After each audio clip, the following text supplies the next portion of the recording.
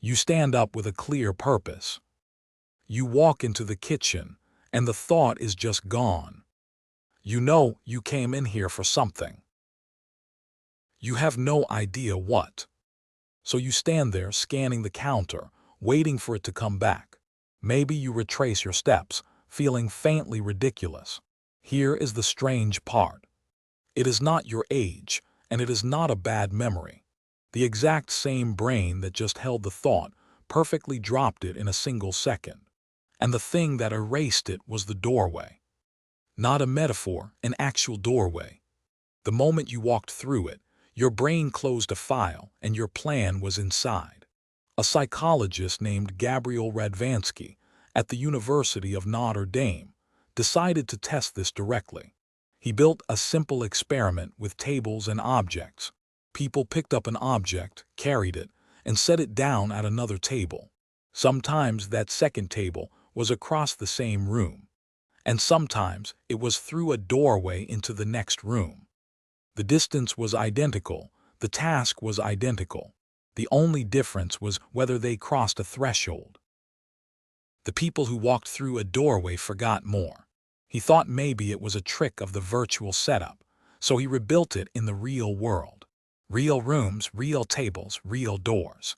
The result held exactly the same.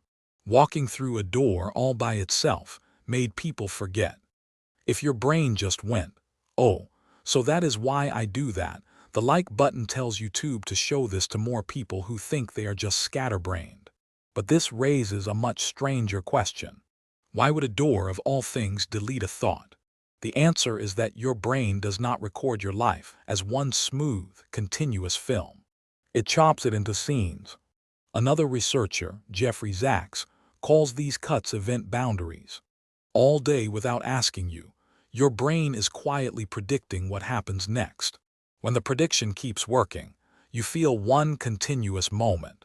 But when something changes sharply, the prediction breaks. Your brain marks that break as the end of one scene and the start of another. And walking into a new room is one of the biggest breaks there is. New walls, new light, new everything. So your brain does something efficient and a little brutal. It takes the scene you were just in, wraps it up, and files it away. Everything tied to that old room gets filed with it, including the reason you stood up. Think of your working memory as a small whiteboard you carry in your head. It only holds a few things at once, and it is fantastic at wiping itself clean for whatever comes next. Crossing a doorway is a signal to wipe the board. The plan was written on that board. This is why the feeling is so specific and so complete. The thought is not fading slowly, the way an old memory does. It is filed instantly in a folder you just closed. And here is the detail that proves it is really about the boundary. Radvansky had people walk through a doorway and then walk right back into the original room. You would think returning would bring the memory back. It did not, or at least not reliably. Once the brain has closed a scene, reopening the door does not simply reopen the file. So if this happens to you constantly, you are not broken and you are not getting old. Your brain is doing exactly what it evolved to do. A life that never got chopped into scenes would be an unbearable smear of detail. The chopping is what lets you find anything at all.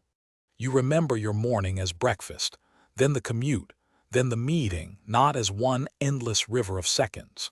The doorway effect is just that filing system, caught in the act, costing you one small thought.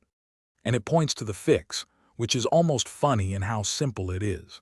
The memory is not deleted. It is filed under the room you were in when you made the plan. So go back to that room.